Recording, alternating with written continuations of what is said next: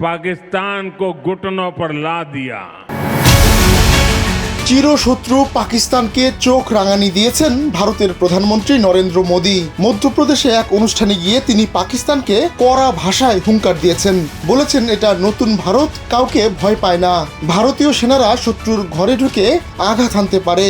নতুন ভারত পারমাণবিক হুমকিতেও ভয় পায় না বলে জানান তিনি।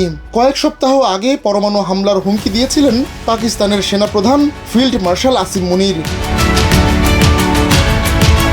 তিনি বলেছিলেন, ভবিষ্যতে ভারতের সঙ্গে যুদ্ধে পাকিস্তান অস্তিত্ব সংকটে পড়লে দেশটি পরমাণু অস্ত্র ব্যবহার করবে এবং বিশ্বের অর্ধেককে ধ্বংস করবে। এবার সেই মন্তব্যের জবাব দিলেন মোদী। অসমর্থিত সূত্রের বরাতে বেশ কয়েকটি অখ্যাত পোর্টাল জানায়, গেল মে মাসে পাকিস্তানের পরমাণু স্থাপনায় হামলা চালিয়েছিল ভারত। তবে আন্তর্জাতিক নির্ভরযোগ্য কোনো গণমাধ্যম এমন কোনো তথ্য নিশ্চিত করতে পারেনি।